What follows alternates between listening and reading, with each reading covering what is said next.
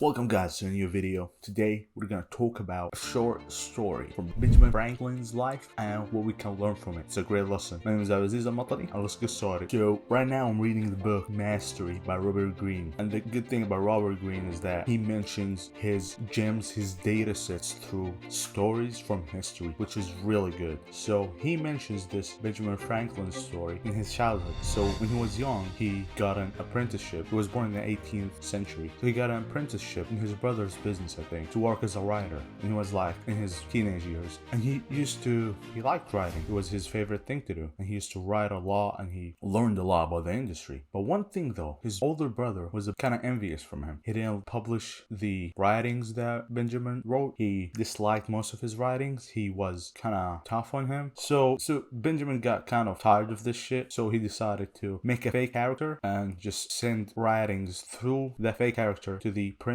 shop of his brothers so he can publish it, so he wouldn't go through all the bullshit that his brother had to put him through. So he did that. He made a fake character and he thought about it for so long that he used to think about her thoughts. Like, he made it kind of real. But his brother noticed that this character is not real, like someone else made it, but he didn't know it was his brother. So with time his brother noticed and he got really mad about him. So Benjamin was like, you know what, fuck this shit, I'm leaving. He was in Boston, so he went to Philadelphia. So Philadelphia was a smaller city than Boston. The printing businesses over there weren't as good as they were in Boston, so it was much easier for him to get recognition. So he got a job there. He had nothing, by the way. He got a job there in one of the printing shops, and with time, in about a year, he got the recognition of the most famous people in the city, Philadelphia. So one day, the governor of the state, Sir William Keith, he came to him and he was like, "Oh, gee, you're really doing good. So how about you go to London and get us something?" They wanted some products from London, basically. So he was like, "Sure, I'll do that." So he was young at that time, around 18 years old, when the governor came to him and he was like, "You gotta go to London and get us some products for our printing shops," because they weren't as good as they said in Philadelphia. So he agreed. He was like, "Damn, a year ago I had nothing and now I'm going to London and the governor sent me. This is amazing." So as soon as he got there, he didn't get the money from the governor. I was like,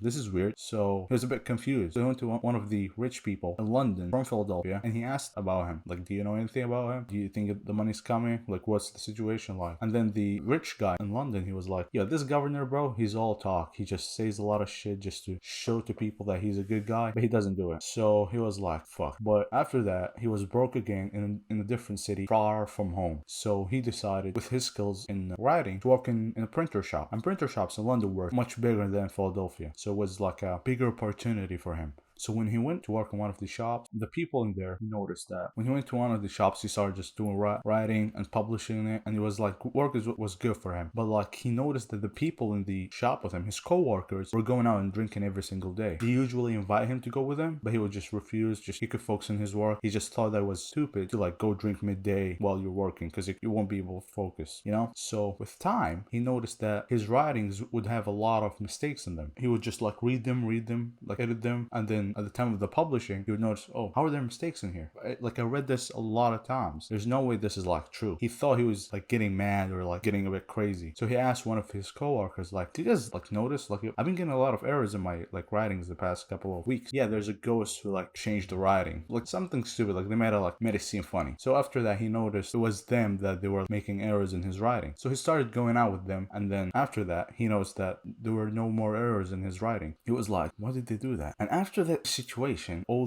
these type of situations that he went through in a young age, from his brother to the governor, these guys just messing with him, he was like, "Dude, I'm done with this shit." He was getting played on. He was just easily getting tricked. So he decided just to not get emotional about any situation and just review it, like study it from a different perspective. He wouldn't just like go on and be like, "Yeah, let's do this, yeah."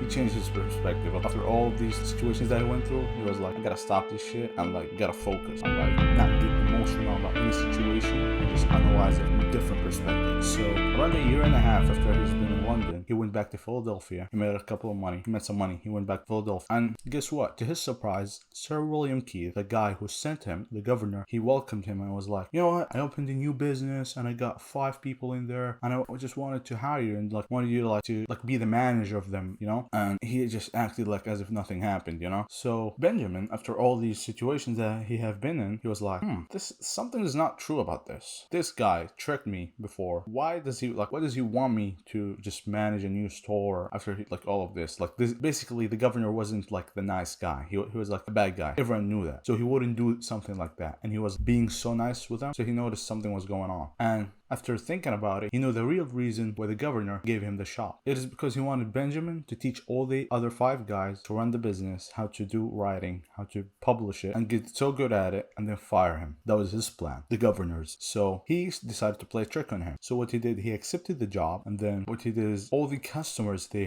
were coming, he decided to build relationships with them and just give them a better experience. So he built his name of the governor's business. So all the people know who Benjamin Franklin was with time. As like he's this, basically his name got bigger. And one thing he did is that he got one of the 5 people just to work with him so closely, and he teached him everything he could. He was like basically his assistant. After a year of that, and he made some money, he went in and opened his own shop, and he got the assistant with him. So now all the people, all the relationships that he had with the customers, they were going to his business, and he had an assistant work with him, so it was much easier with him. So that's basically a short story from his big life. He did a lot of things other than this. After I read this yesterday, I was like, I need to make a video about it because it's so valuable. And the lesson from this is that this world is a real cold world. Like it's not as nice as you think. Like most people, they don't want the best for you. Some people get envy because how good you're doing. Some people are jealous. Some people, they don't wish the best for you. They might put a mask on and smile at your face and just be nice around, but they might have bad intentions, you know? Just like for the example with the company in London, just because he was like the hardworking guy who's in the office just writing, his co-workers got a bit jealous, so they decided to fuck up his writings. Same thing with his older brother. Just because he was writing better than him, he got a little bit envious. So what he did was that he was a bit mean to him, and he didn't publish his writings. It's all the same. So what you need to do is not get emotional about the situations that you get into, and think about them from different perspectives. From a third person perspective, why is this person doing this to me? Is there something behind it? You don't want to go crazy into it. You're paranoid. You need to be aware. Is there something behind it? What's the history of this guy? Has he fuck up more people before? Is he a good guy? Is he a bad guy? You need to make sure that you're not getting fucked, or there's no bad intentions from the deals you're doing or the people that you're with. And yeah, that's it for today's video. Hope you learned something from today's video, and make sure to like, share, and subscribe. Thank you. Goodbye.